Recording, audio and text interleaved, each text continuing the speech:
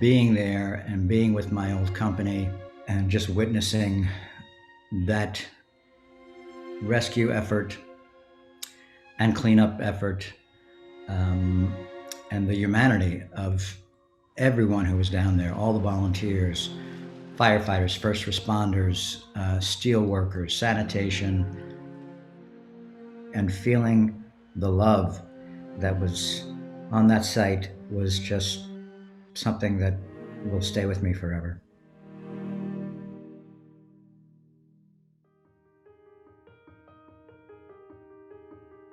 I mean, I took the civil service test for the fire department when I was 18. My dad was a sanitation worker for the city, so he thought it would be good for me and my brothers to take whatever test, was available. It's not like I, had dreams of being a firefighter my whole life, but I did take it seriously. And once I went to the fire academy, for the training, I really saw what a serious job it was. And I also saw that it was a brotherhood. And eventually I was assigned to Engine 55. I grew, close to the guys that I worked with. They eventually found out that I had done stand-up and had been, and wanted to be an actor. I mean, they were very supportive, but they were also, firefighters are, great at busting chops. When I told them I was leaving the job, to pursue acting, they thought I was crazy, which I probably was.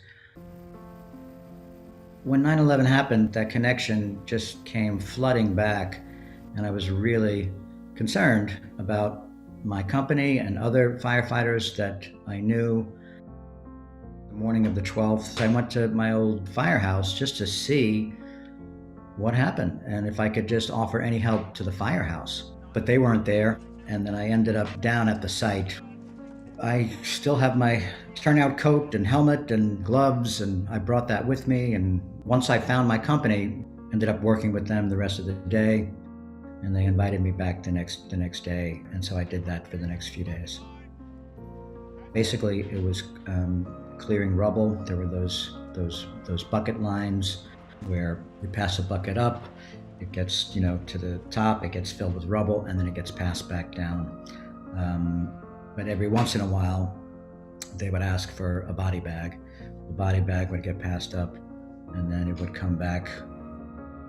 While I was there, strangely enough, I felt like I was in the safest place on earth.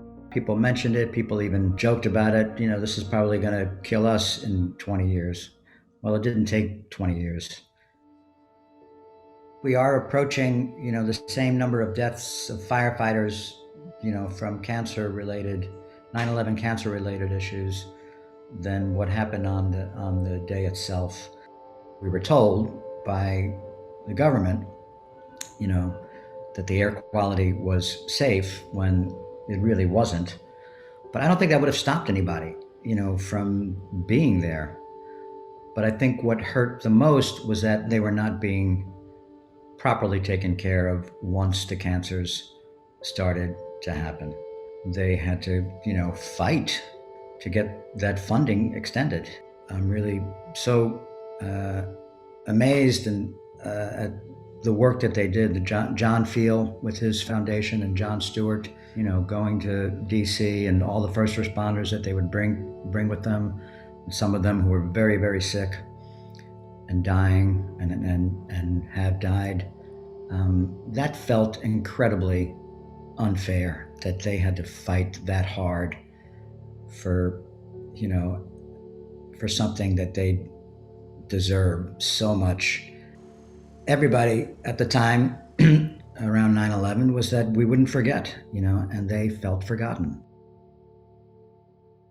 For the past 10 or 15 years, I've been working with a group called Friends of Firefighters, and they provide free mental health and support to firefighters, retired, on the job now, and it's also available for their families. It's available for the whole firefighting community. Firefighters are always doing things for each other, for their community, their families. but it's often hard for them to ask for help. Not help if they need, something done around the house or construction or something like that. But I mean, if they're feeling, um, if they're feeling down, if they're feeling depressed, if they're feeling survivor's guilt, which so many of them did, if they have post-traumatic stress, because their feeling is somebody has it worse than them. Throw on top of that it's just not in their mindset or the culture, that if they need counseling or therapy, that they would seek it out. Bridget Gormley, became a filmmaker to make this documentary about the after effects of 9/11. She lost her father, who was a firefighter, to a 9/11 related cancer.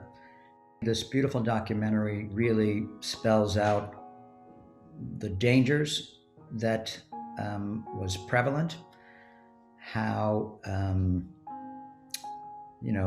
the government was less than forthcoming about what was really happening, and the resilience of the responders who lobbied like hell to get the funding to be permanent.